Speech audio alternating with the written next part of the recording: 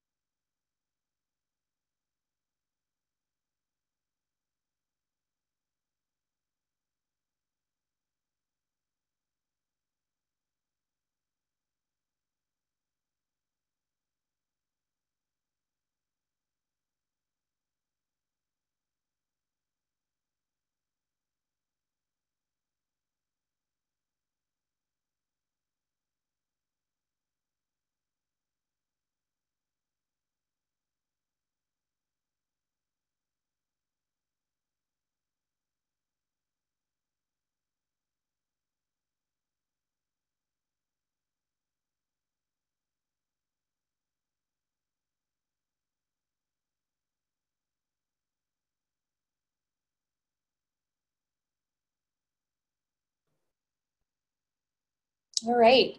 Thank you to everyone who's introduced themselves in the chat box and to everyone who's on the line today for joining us. This is our introductory webinar from the TANF Data Collaborative on integrating TANF and employment data. So we're really glad to have you here. We're going to start with a few housekeeping items. So you all as participants are muted to avoid the craziness of 50 plus people on a conference line.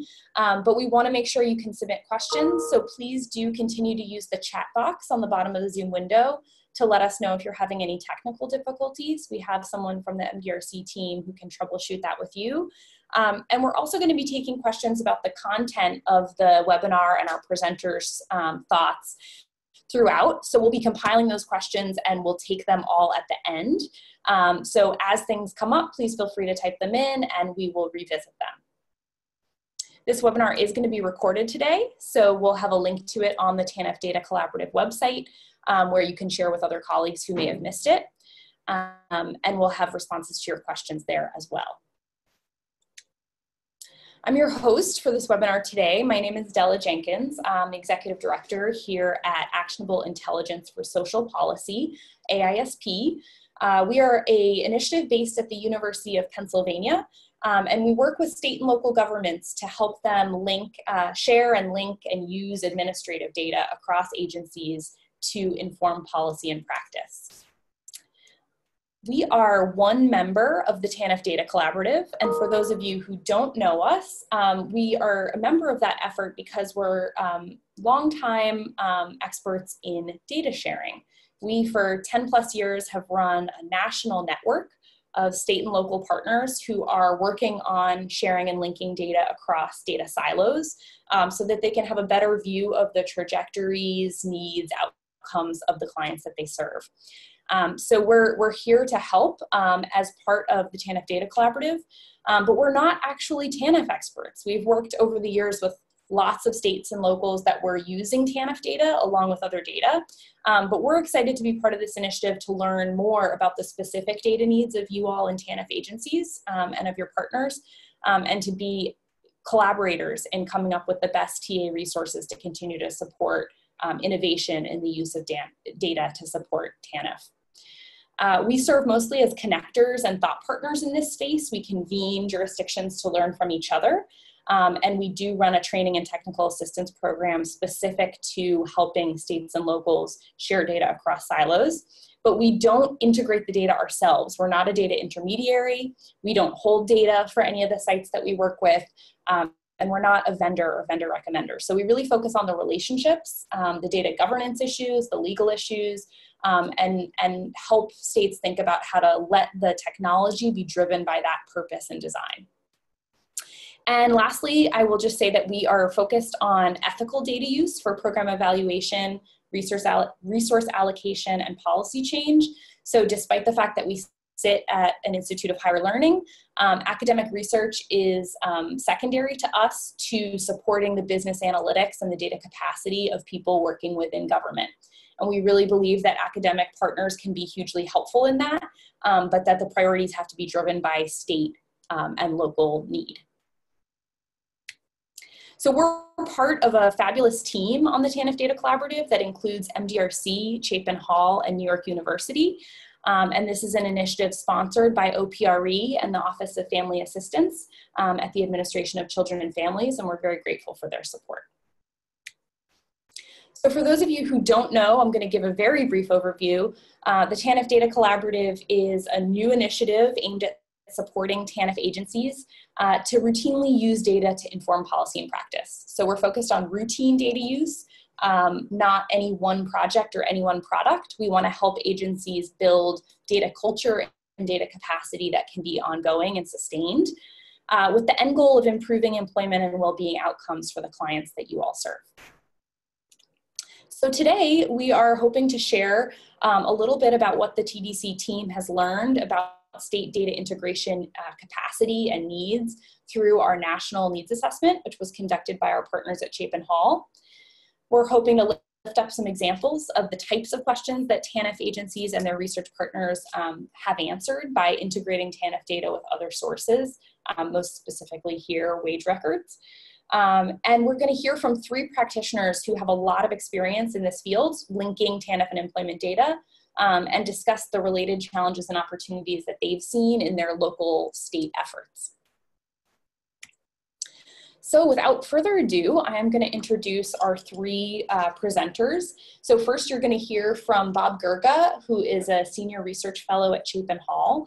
And Bob is going to talk a little bit about lessons that they've learned over the years. They've done a lot of work with state agencies on these issues and have done 2 national needs assessments, the latest of which was through the TANF Data Collaborative that speak to state needs. And then we're going to hear examples of some linkage projects from Dave Patterson, who is in the state of North Carolina. He runs the Division of Health and Demographics within the South Carolina Office of Revenue and Fiscal Affairs. And then we're going to hear from Steve Cook, who is a researcher at the Institute for Research on Poverty at the University of Wisconsin-Madison.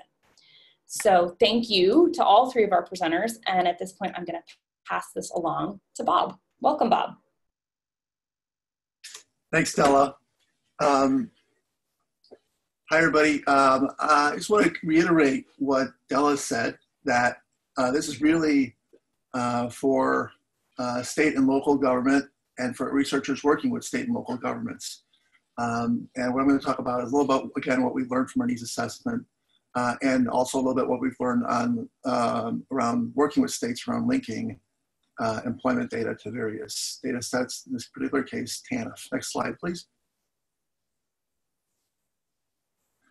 So I'm going to talk a little bit about the background of the work we've done, a little bit about the benefits of administrative data relative to this particular topic of TANF and employment data, some of the barriers at the state level to using data, some of the limitations that we've learned about from our needs assessment efforts over the past 6 years, and then a little bit about how we might address some of those barriers in working with government.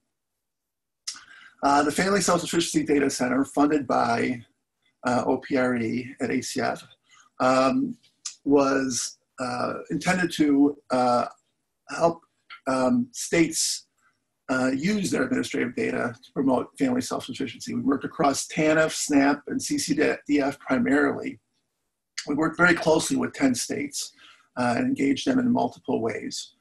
And we've created an important initial data model around TANF. And if you're interested, there is a link that you can go look at our GitHub site to learn more about the tools and work we've done on FSS-DC. So a lot of you already know this. This is gospel to some people, but I just wanted to reiterate kind of the benefits of administrative data, particularly around employment.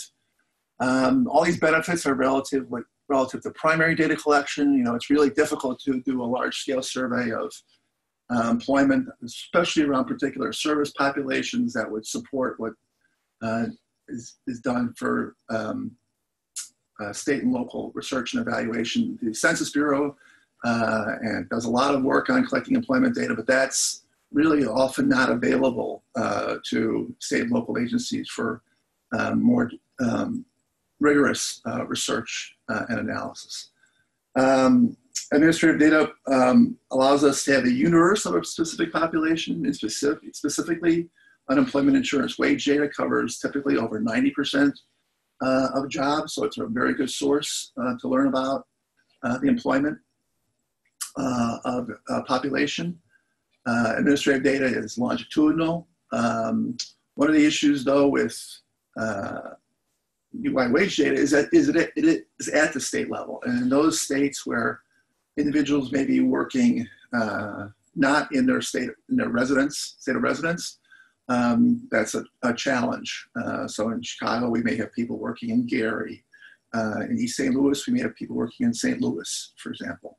And there really should be national UI wage data that is more available to states and researchers working with states.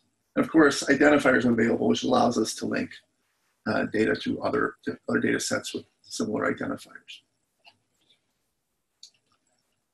So in 2014, actually 2013 and 14, we did a needs assessment looking at issues of the use of administrative data in family self-sufficiency. What we found, which shouldn't be a surprise to many people, is that states reported that they had limited analytic capacity, that there were significant challenges around linking data, not only for technical reasons, but also for legal reasons.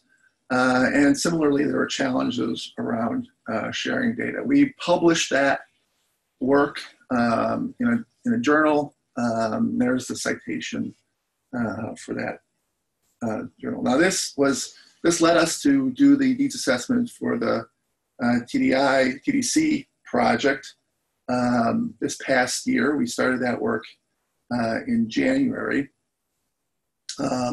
We attempted to get reports from all of the states, and we were able to get reports from 80% of the states, and it differs a little bit across the different modules we used in the survey. We got up to 8 respondents from each state, so that's important because sometimes those 8 respondents didn't always agree about the capacity that their state had, or what their state agency was, or the TANF agency was doing. So that while we have multiple perspectives on things, it's also sometimes a challenge to be clear about the particular issue in a particular state. So really the goal of this was to drive the technical assistance effort of the TDC, which Della mentioned earlier. We really wanted to have this information so that we could be more responsive to state needs going forward. So one of the things we looked at was how data access affects TANF agencies' analytic capacity. So here's our reporting from states around what areas they're currently working in. So the red bar is they're actually currently working on the particular topic. The dark blue is no current work, but they are interested in doing work on that. Light blue is that there's no current work and no interest. And the gray bar is no response. So you can see, yeah, there's great interest in employment outcomes, effectiveness of programs, and work requirements. And you can see how the current work and interest kind of drops a little bit, but not that greatly. It's really the balance between current work and interest. So for example, there's a fair amount of interest in looking at child welfare as it relates to TANF, but it's split between current work and no current work, but interest in that. So it provides us some information about what states might be interested in, but aren't yet doing a lot of work on. But there's also, so this particular slide confirms some of the things we learned in our 2014 study, that there's really staff time and staff skills, the first and third bar up there, is really barriers to using data more, in addition to the availability of technology and data tools. And of course, money is always a reason. But we found this very interesting, and I think a lot of people talk about legal issues and other issues, but really at the top of the list is really having people who can do this work in state agencies.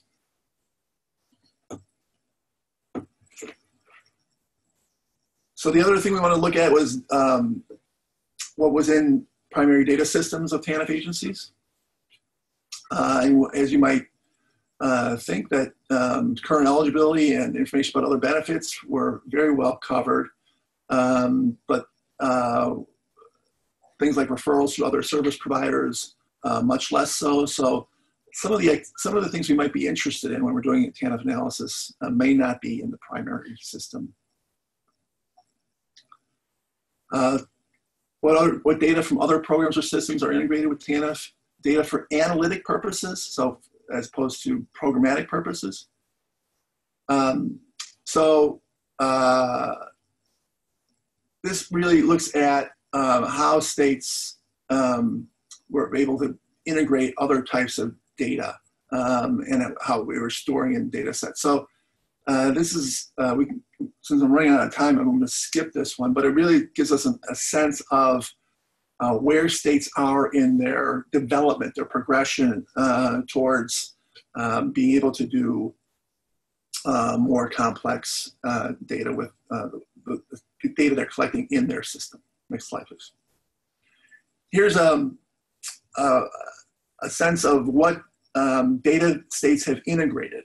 And you can see that here's where the light blue bar here is where we've had inconsistent responses. So somebody in a state may have said, yeah, well, yes, we can do that. And somebody in a state may have said, I'm not so sure. So this really shows that there's a lot of ambiguity around what really is available in states. Clearly, child support, food assistance, and employment data are important, as of course Medicaid and childcare. But then there's less clarity around things like post-secondary education, housing assistance, and primary K-12 education. So this is just a quick summary, of our needs assessment. They really prioritize the analyses about employment outcomes and program effectiveness. States use really a broad array of sources for wage data. UI wage data was primary, but there were other sources, including things like Social Security data. And we found that record linkage was really the technical assistance area that was most commonly identified as a high priority by states. And that was really only 50% of states. So there is a range of different interests in technical assistance. This shows the variety of data sets, that variety of wage data that are used by TANF agencies, with UI wage data at the top and then Social Security. Some states do use the ND&H data that they collect for the federal government. So some challenges around using employment data and thinking about how you might use employment data within a TANF context. So the employment data can be linked to TANF and be analyzed in many different ways. So we can link TANF case members to employment data before, during, and after TANF receipt. Sometimes it may be important to know what jobs people had prior to coming on TANF to think about what jobs they might be moving into after they leave TANF. Some states we can think about linking TANF case members to employment data only during their TANF receipt to understand what employment they have during their TANF receipt, to understand what kind of income sources, and also looking at other program participation, SNAP, ENT, and those types of programs. TANF records also can look at outcomes after case closing. The other challenge is combining TANF data receipt, which is monthly, with UI wage data that exists by quarter. So trying to align quarters with months is often a challenge. And the fact that you don't often know what the real duration is of a particular job because you're looking at quarters instead of months is a big challenge also. So trying to overcome some of these barriers and just trying to work cooperatively across agencies really requires engaging the leadership of state agencies. Ultimately, a champion within a state can have a big impact on whether or not employment data can be accessed from other agencies, how employment data is used when it comes to the TANF agencies, how rich that analysis can be.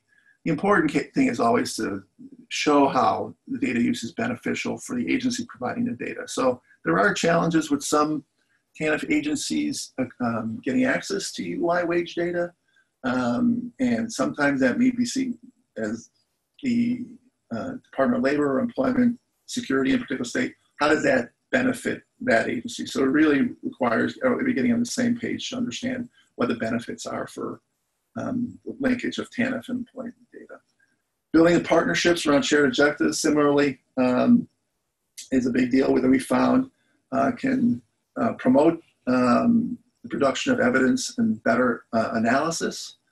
One of the things we learned in FSSDC was that when we get down to the nitty-gritty, sharing code is important, even if it's not ultimately used, but looking at code to understand how data is analyzed in other states can be a real impetus for doing work in particular states. At least you have an idea of how things are going. We hope to really do more of this code sharing so that we can get more specific about how states are analyzing their data and what approaches they're taking to addressing some of the challenges. And of course, the message around protecting data and avoiding disclosure is critical these days. Without an administrator or leader in a particular state or county understanding that the data will be safe and that the environment in which the data is analyzed is safe, the context is safe, things don't move ahead very quickly on these types of issues. So I think that's all I have. Thank you. Thank you, Bob. Thanks so much. So if anyone has questions for Bob, please feel free to type them in the chat box, and we're going to save them for afterwards where we can have a discussion with all three panelists.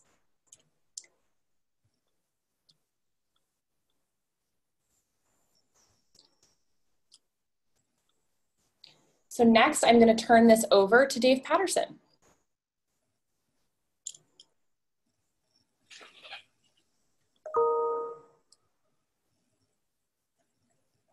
Do we have Dave on the line?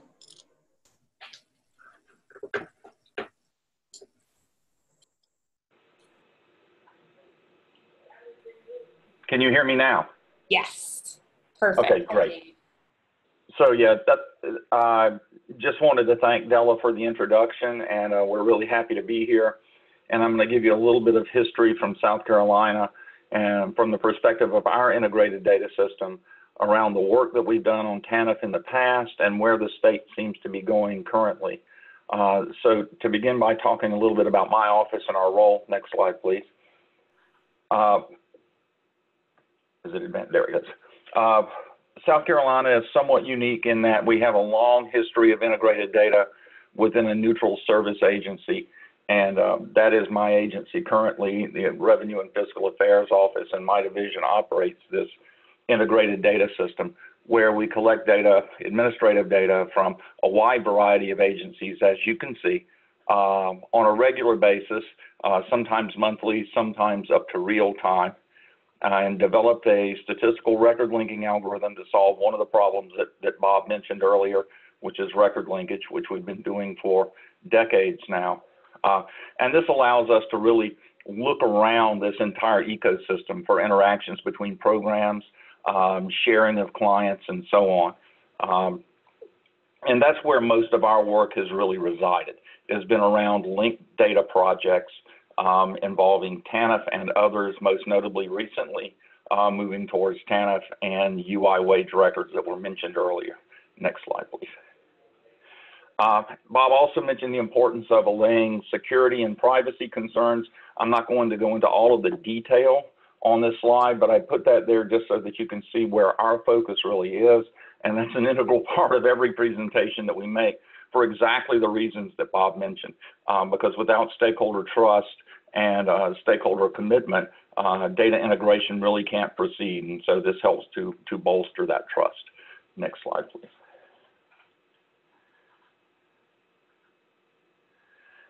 We'll speak a little more about this because unlike many other states, we have a pretty well-established process for receiving data. We've been doing this for so long, and the process began organically, that eventually it became institutionalized, both in some statutes and also a very broad budget proviso that gives us broad authority to act as a neutral data integrator in state government in South Carolina. And that process really requires two key sets of interactions with external stakeholders, which would be in this case the agencies themselves. The first set resides at the acquisition and preparation of the data. So while we're authorized to conduct these activities under state law, that law also requires MOUs be executed with each and every agency to receive the data. This is so that the data can be appropriately vetted and be aligned with their own regulatory and legal environment. So what we receive is really defined by the agencies themselves. And so that's the first set of sort of reciprocal lines at the acquisition and preparation process. Through that, we do the record linking that I mentioned earlier. Then we pull the identifiers off the data so that we deal only with our statistically assigned person key rather than other identifying characteristics that could potentially be compromised. And then we also encrypt the data themselves at rest. And so the data are only in the clear in our office when they're actually being used. And even that use is compartmentalized to specific work teams around different projects and areas. So no one really has the keys to the kingdom in totality. The other place where we interact with the external stakeholders, and this also helps to preserve trust and privacy, is in analysis and use.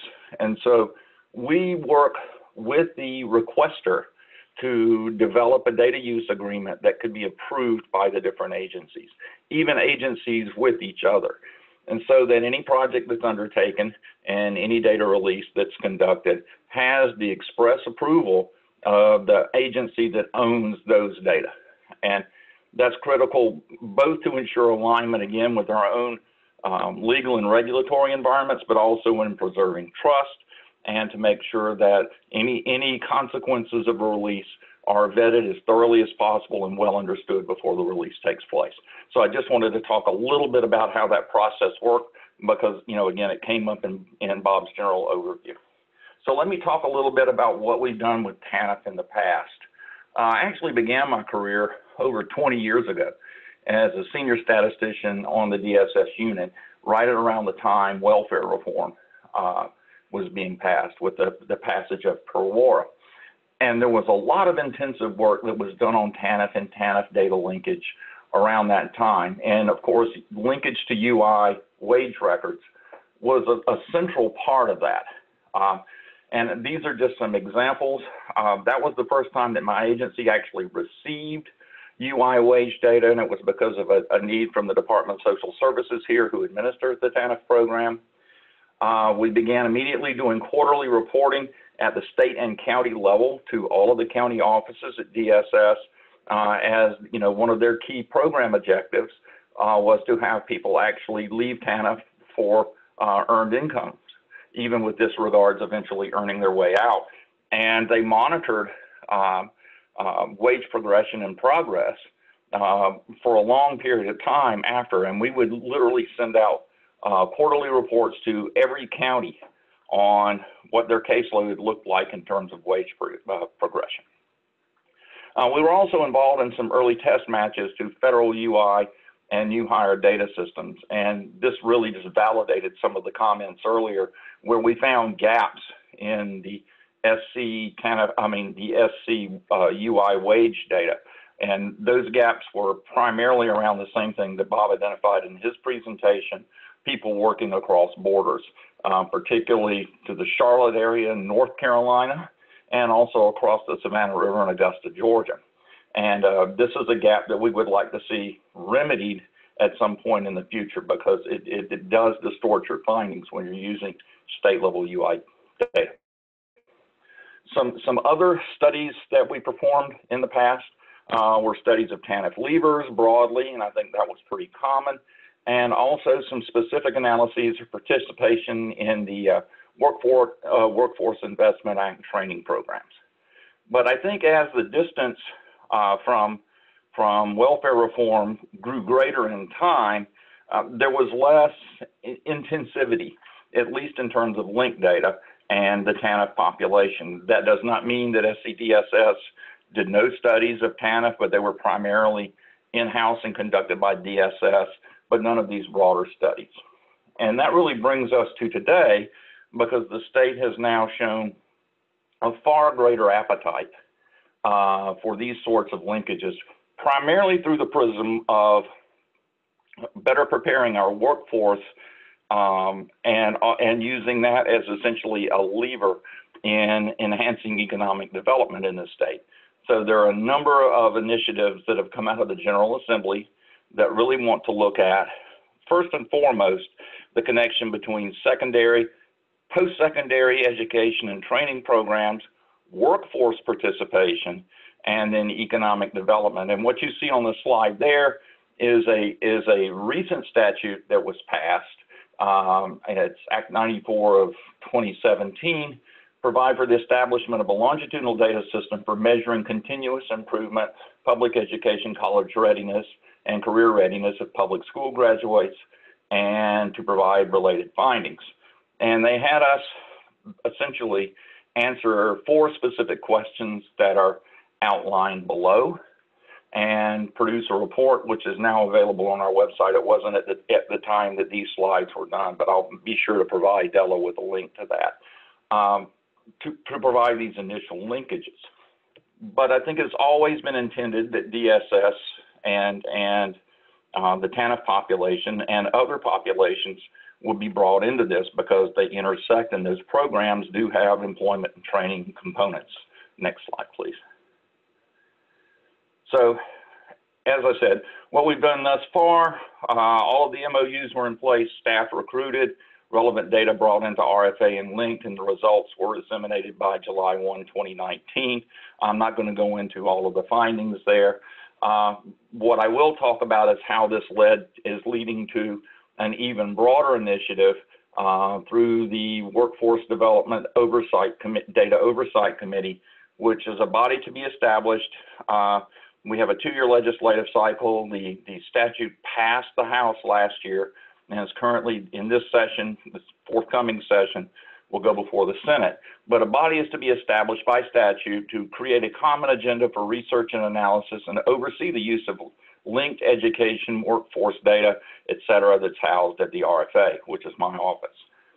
And I put specifically the partners to be included here there for you to see, because it's not only First Steps to Readiness, which is one of our early care agencies, or the Department of Education, or the Commission on Higher Education, but also the Department of Social Services, specifically because of roles that they play in education and training programs that may be used to support these broader initiatives.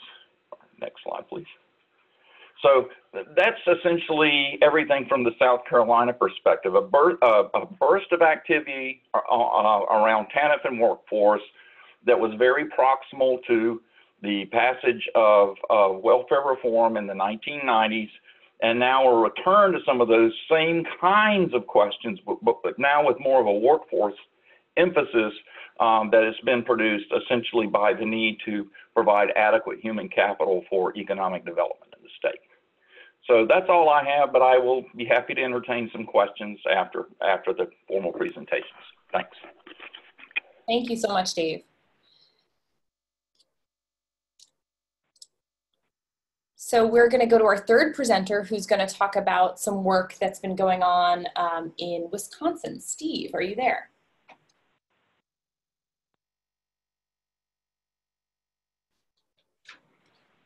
Can you hear me now? Yes.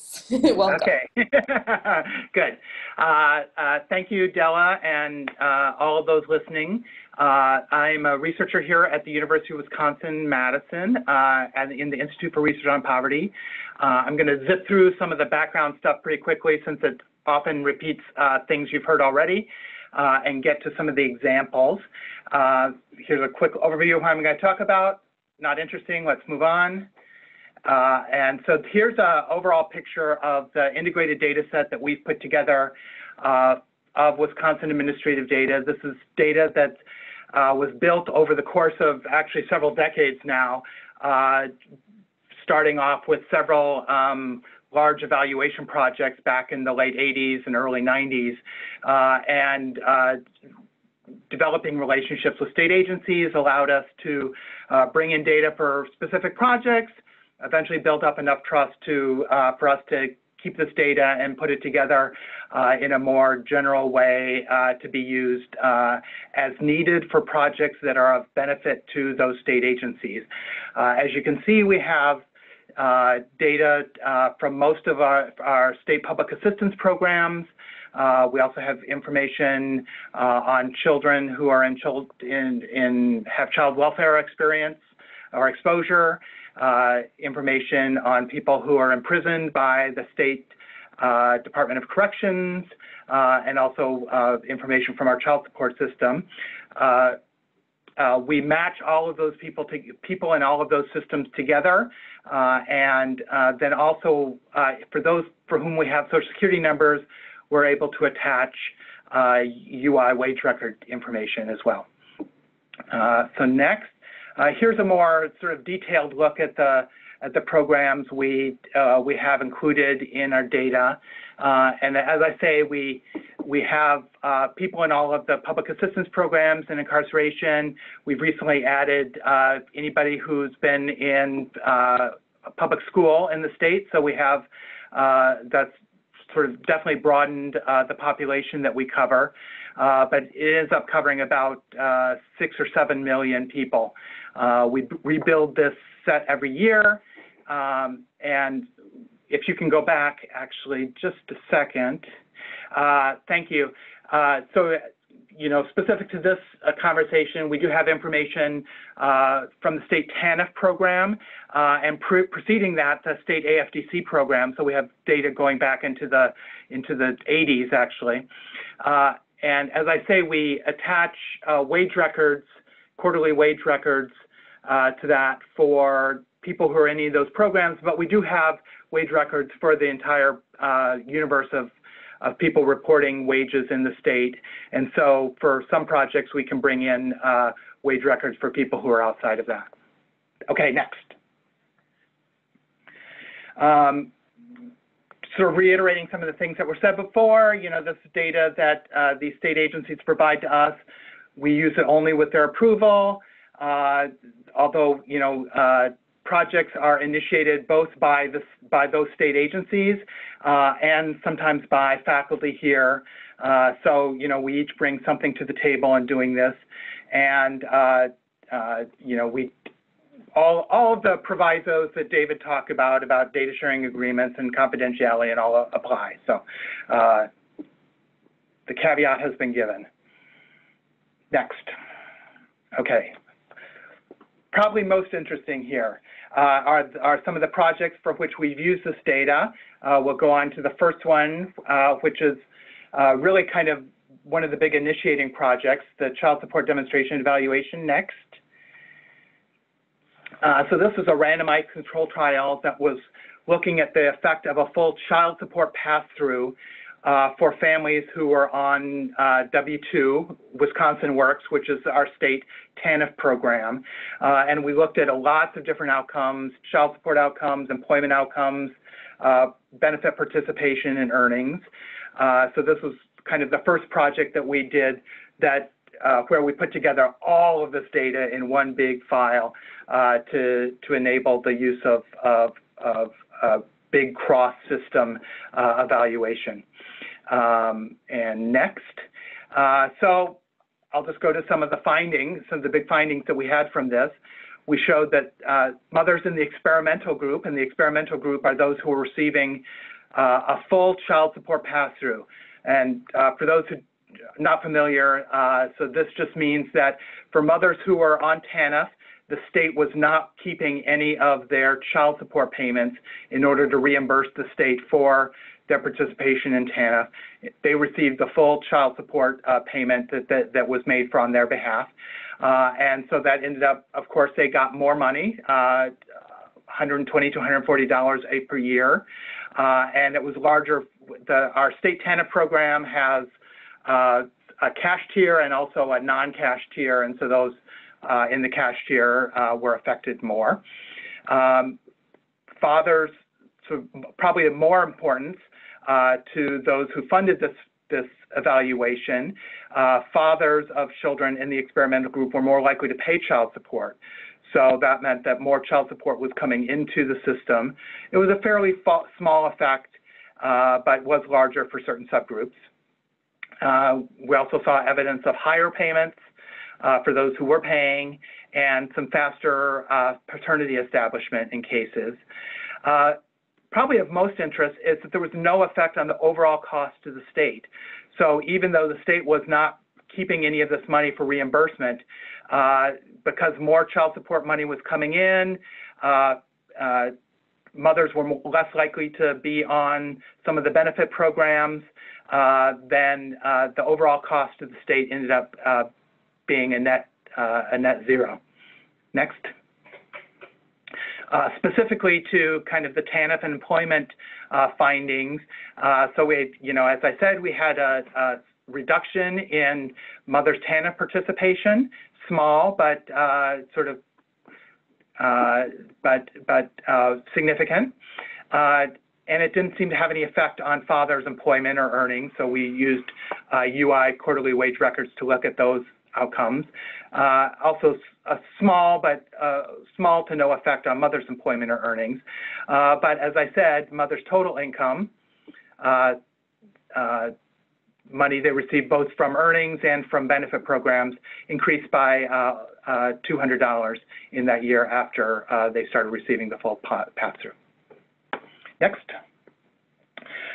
So another set of analyses that we did for our State Department of Children and Families, who are interested in the way that participants in their programs were interacting with other state agencies and other state programs. Families often have contact with these multiple points of service. It's important for caseworkers to be aware of all of the sorts of contact with state agencies that their clients are having. And so this having an integrated administrative data like we have with the Administrative Data Core allows us to observe all this multiple program participation. Next. And so, we did a bunch of fairly simple kind of descriptive things. So across the bottom are people who are participating in any one of these programs in a month. And then above is to show, I'm sorry, and so these show how many of the children who were in an out-of-home placement, so essentially foster care, in a particular month had participation in any one of these programs. We see very high participation in medical assistance or Medicaid, the state SNAP program, much lower participation in W-2, which, as I said, is the state TANF program, and benefits. We also see those who had interactions with the child support system, either as a recipient or as a payer.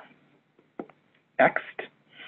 Kind of a more interesting from the multiple program participation is we show the way here that all of these programs overlap, and the way that participants in any one program may have participation in several other programs. So we see that about a third of those who are in Medicaid and food stamps are only on that program. You see they participate in one means-tested program, but 2/3 of them have participation in at least in two or more programs. So there's a great degree of cross-program participation for these people. For those in W-2, again, the state TANF program, multiple program participation is even higher, with almost very few only participating in that program. Most are participating in several others. For some of the programs that are not means tested, we see much lower levels of multiple program participation. Those receiving UI benefits, 2/3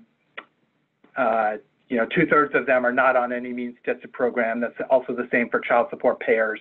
But a third of them do participate in some way on means tested programs. So this provides an oversight. We also sort of presented these kind of similar results here as a series of Venn diagrams showing the way that these various programs overlap. This one, food stamps, medical assistance, Medicaid, and UI benefit program. And we see, there's a fair degree of non-overlap, meaning UI benefit program participants who are not participating in any of these other programs. Much higher degree of overlap between food stamps and MA. This is kind of similar, but we see that W-2, the TANF program, has a greater degree of overlap with these programs. Next. And finally, again, the child support recipient degree is much less lower than lower degree of overlap with TANF and CPS or foster care. So thank you. So what are some of the challenges that we faced in putting this together? Legacy systems, which are not at all research ready. We have to do a lot of manipulation of this data to be able to put it together and put it in a form that researchers can use. It's quite expensive to do that. And right now, there's no external funding to do that. So each project that uses this data has to pay for the kind of the full cost of the data that they want to use. It's complicated to use this data. It's, covers a lot of material, and it's sometimes not clear how well that research is utilized. Let's move on. Yep, move on. So next steps, I think it's mostly about addressing some of those challenges, probably not of much interest here, and I know we want to get on to questions, so I'll skip this. And thank you all, and questions.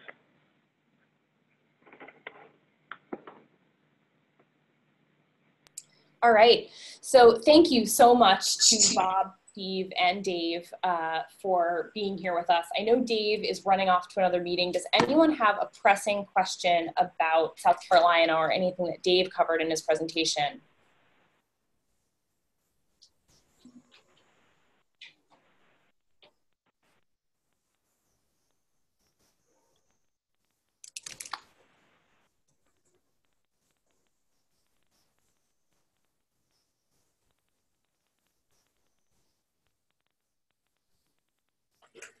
I'm going to open it up to any questions that you all have about the experiences that these three have had in navigating the complex waters of getting access to the data, and then once they have it, using this data in tandem.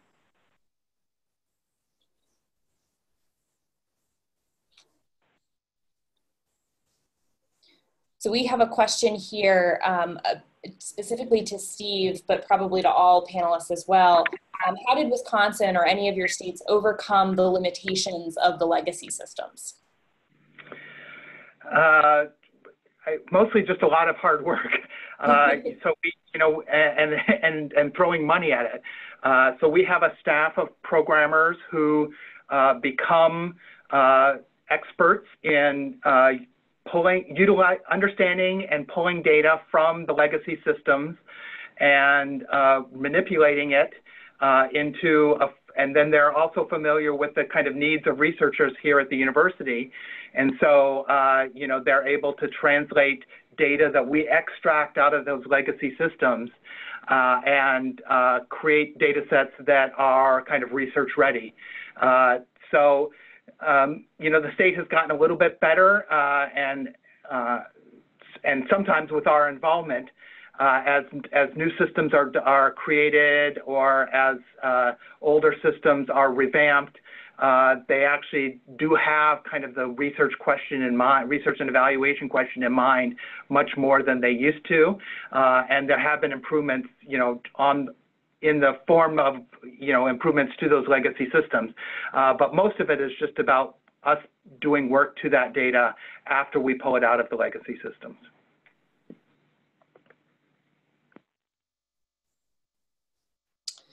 So we have another question here. Is there a model to help navigate the challenges of all the federal regulations that each state agency has? Or any recommendations on how to begin navigating these federal regulations? So I assume we're talking about kind of navigating the privacy law, that's relevant here, both federally and probably also your local laws and regulations around privacy and data use. So I think the greatest tool that you would have is to have a compelling reason for doing an analysis and to getting people on board across agencies in a data sharing situation to get a particular purpose done, be it simple, straightforward analysis or a complicated RCT. Once people are on board with a particular purpose, there aren't federal regulations that can't be addressed. SNAP, for example, is one where data sharing only should happen when the sharing will support the improvement or operations of the SNAP program. So that it's really, the challenge there is to show that a particular initiative will have an impact on the SNAP program. If it doesn't, why are we doing it anyway? Trying to really look at how do you specifically address every federal regulation is tough for an external person. It's more of an issue for the internal legal people, but if you have a compelling reason for data sharing, that should be the pathway to addressing all the federal regulations.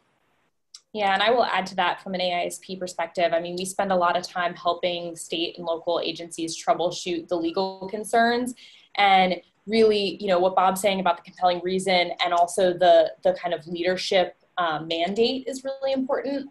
So like, if you have leaders of your agencies who are expressing to the lawyers, like, we want to do this for a real reason to improve our outcomes for clients, and we want you to get it done and meet all of the legal requirements, that frame can be really helpful. And then, you know, of course, there's legal education and there's background work that has to happen to get everyone to the same page around agreements. But it really helps to have that reason articulated well, and it you know, not be a question of can we share, but how can we share.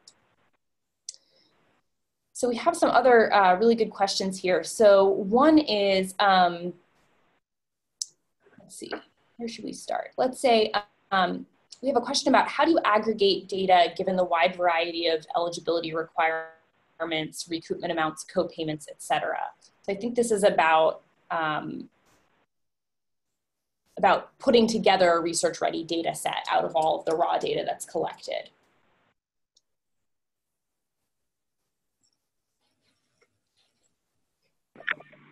Okay, that's the topic for the next webinar. But anyway, so I guess, again, it really goes back to your question. I mean, a data, Steve can talk about this too, a database should be flexible enough so that it can address many different questions. That's kind of the purpose of having kind of a data model or design in mind, and trying to create that research-ready database so that different questions can be addressed. So you may have a table or a file that deals with eligibility periods. You may have a file that deals with payment amounts, and another file that deals with co-payment amounts. Combining those should be, along with case characteristics, combining those should be straightforward from any kind of a data organization you might have. And how you aggregate those would come out of that design. That's a very general answer to a very specific question, but it goes back to having a design and a sense of what questions you want to address with your particular database. So absolutely, and I'll just iterate that the way many of these programs are organized is very complicated, can be very complicated, many different aspects, and trying to sort of put everything together in a single file is never going to work. A set of mergeable files that are structured around the units of analysis that are appropriate for each outcome that you're interested in is probably the best way to go.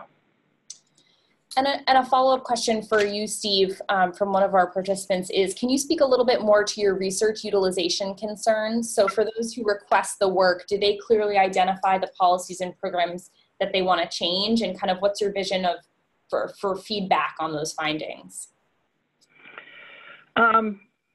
Yes and no. Sometimes state agencies come with very clear kind of policy questions. We want to know the answer to this particular, does this particular policy work? And by work, they have a sort of clear idea of what they mean by that. But sometimes, the people in state agencies will come to us with much vaguer kind of ideas about, oh, we want to understand more about the way food stamp and children's education, are interacted. And, so you sort of respond to those inquiries in the best way that you can.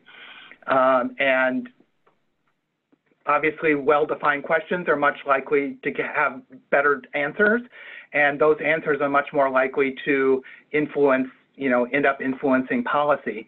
But sometimes even when everything is clear, you sort of get to the end point and policy ends up kind of being the roadblock. You have a very clear sort of statement about what you think the state ought to be doing, and for whatever reason, parochial interests or money is, often behind it. The things that you think ought to happen don't happen. Thank you. Thank you for that answer. So the last question I'm going to field, because it segues very well into the last thing I want to share with you all before we hop off, is someone asked, can you provide some advice or information about how to get started with data sharing and integration?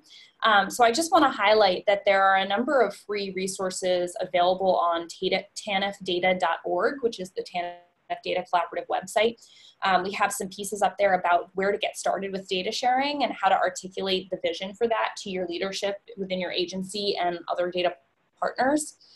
We have some resources on establishing cross-agency data governance, and a number of resources on executing legal agreements to enable data access. So we have a checklist for developing an MOU to share data. And these are resources that are going to continue to get updated and added to. So I just want to put that on your radar. But there are going to be new resources uploaded regularly and new opportunities. So in order to stay tuned for more learning around this topic, we recommend that you sign up for the TDC monthly newsletter. It's going to provide more examples of the work that's being done in states around data linkage and data use to support TANF and employment outcomes. And we also have two really exciting things we're working on at the moment that will be coming down the pike. So one is a whole suite of guidance and tools specifically about TANF and wage record linkage,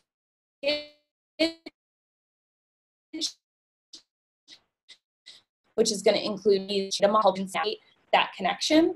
And we're also going to be offering an states to receive customized support in brokering agreements for wage record access. So that's going to be TA offered through AISP's mini collaborative. We do, as some of you may know, have nominations open at the moment for TANF Data Collaborative pilot states. So for a group of states to work intensively and receive direct funding to support more innovative data use in your TANF agency. So as a reminder, the nomination letters for that are due September 30th.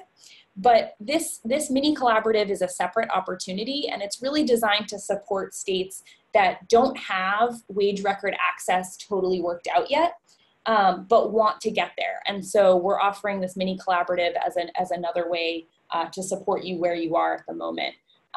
So we will have more formal details on that process coming out later this fall, but I wanted to give everyone a quick preview and ask you to stay tuned. We really look forward to continuing to engage with your agencies on this important topic in the future. So thank you all for joining us, and thanks again to our presenters today, and we will post the webinar link so you can share this afterwards. Have a great day. Thank you. Thank you.